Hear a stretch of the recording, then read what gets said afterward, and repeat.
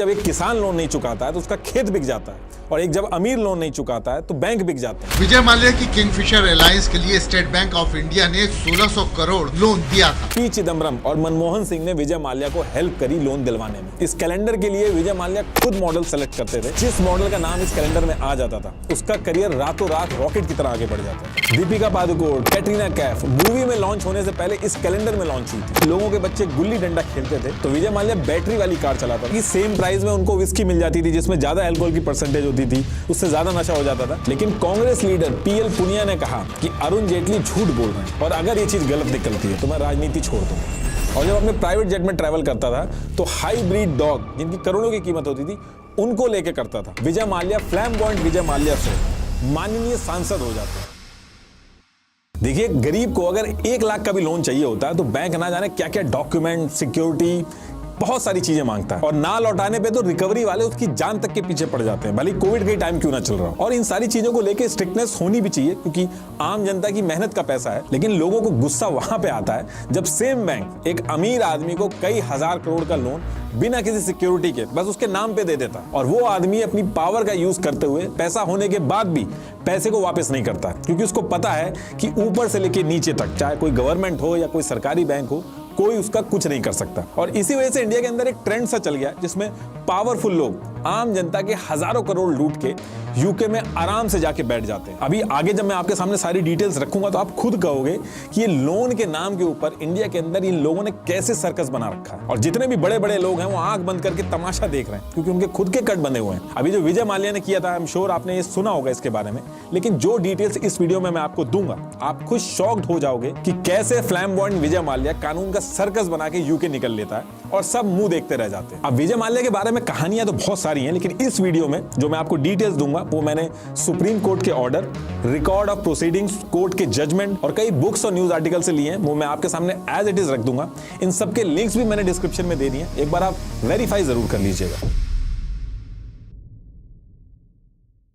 तो देखिए, इस पूरे इंसिडेंट को समझने के लिए कि कौन कौन इन्वॉल्व था इसमें, हमें थोड़ा सा पीछे जाना पड़ेगा। तो देखिए, आजादी से पहले जब ईयर 1915 का टाइम था, उस टाइम पे इंडिया के अंदर कई सारी छोटी छोटी बियर कंपनीज थी जो ब्रिटिश सोल्जर्स थे उनके लिए बियर बनाती थी। अब इसी टाइम पे एक थॉमस नाम का आदमी की एंट्री होती है। ये क्या करता है कि जितनी भी सारी छोटी छोटी कंपनीज थी बियर बनाने वाली, इनको यूनाइट करता है और एक सिंगल कंपनी बना देता है जिसका नाम रखता है यूनाइटेड ब्रूरीज ग्रुप। और जब ये सारी चीजें हो रही थी तो इसी टाइम पे दून स्कूल से पढ़ा एक काफी टैलेंटेड बिजनेसमैन था जिसका नाम था विट्ठल माल्या। उसको ये समझ में आ जाता है कि कुछ हो ना हो ये जो कंपनी है ये जरूर ग्रो करेगी। वो इस पर्टिकुलर डोमेन में पहले भी पैसा लगा चुका था और उसने इसकी बैलेंस शीट वगैरह भी देखी थी। तो उसने क्या किया कि हर थोड़े टाइम पे इसके शेयर्स खरीदने चालू कर दिए, और वो भी तब जब कोई और नहीं खरीद रहा था। और कई सालों तक वो ऐसे ही करता रहता है। वो इस कंपनी का मेजर शेयर होल्डर बन जाता है। अब अगले 32 साल तक ये कंपनी चलती रहती है, शेयर्स इसके खरीदे जाते हैं। और ईयर 1947 में क्या होता है कि अंग्रेज जो थे वो इंडिया छोड़ के जाने लगते हैं, और जाते टाइम पे इस कंपनी की सारी जो कमान थी वो इस 22 साल के बिजनेसमैन विट्ठल माल्या के हाथ में आ जाती है।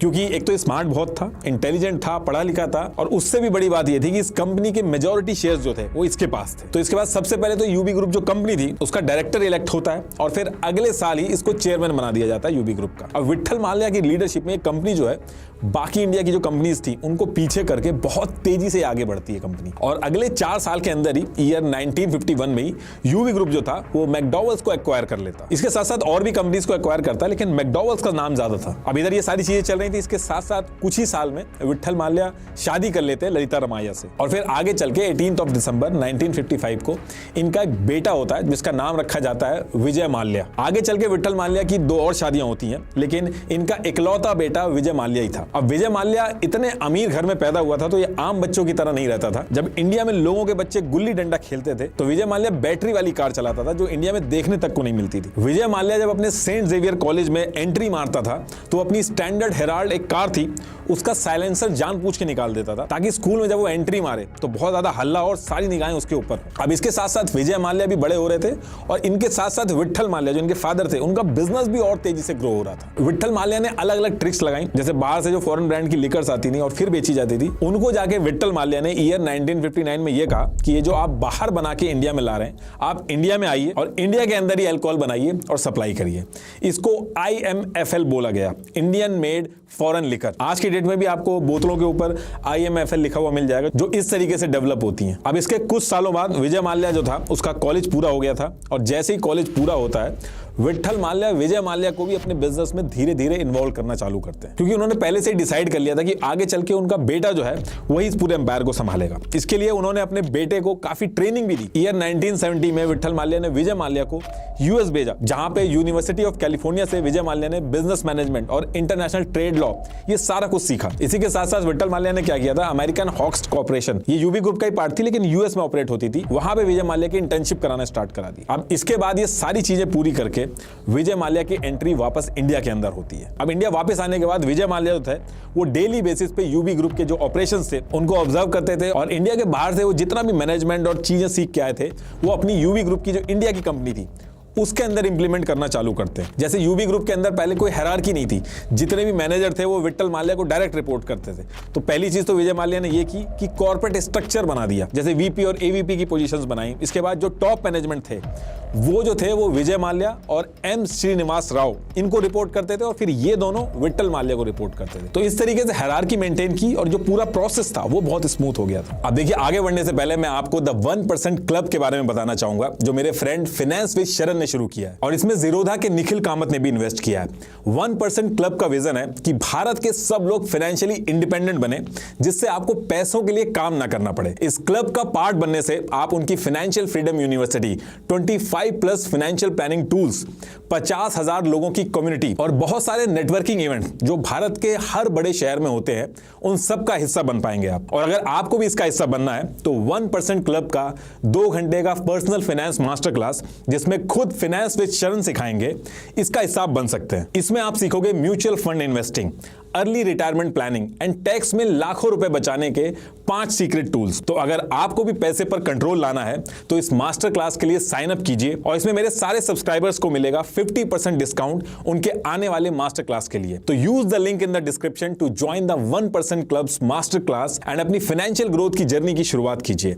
तो टॉपिक पे वापस आते हैं। अब इसके कुछ साल बाद ईयर 1977 में एक ऐसी चीज होती है जिसे यूबी ग्रुप की हिस्ट्री का बहुत ही इंपॉर्टेंट इवेंट माना जाता है। एक्चुअली इंडिया के अंदर उस समय नई गवर्नमेंट बनी थी, और उन्होंने ईयर 1977 में अल्कोहल बैन कर दी थी इंडिया के अंदर। और यूबी ग्रुप जो था वो पूरी तरीके से अल्कोहल के ऊपर बेस्ड था। बाकी और भी बिजनेसेस थे, लेकिन मेन अर्निंग जो थी यूबी ग्रुप की वो यहीं से थी। और इंडिया में चारों तरफ जितनी भी लिकर इंडस्ट्री थी वो पूरी तरीके से कोलैप्स होने लगी थी, डर गए थे। लिकर कंपनी जो थी, उनके जो ओनर्स थे वो अपने एसेट्स बेचने लगे। लेकिन विट्ठल माल्या और विजय माल्या ने इसका उल्टा किया। विट्ठल माल्या का ये मानना था कि इंडिया के अंदर गवर्नमेंट ये बैन करके ज्यादा दिन तक रह नहीं सकती। किसी भी कंट्री में अल्कोहल इस तरीके से बैन नहीं किया जा सकता, कुछ ना कुछ इसका सोल्यूशन जरूर होगा।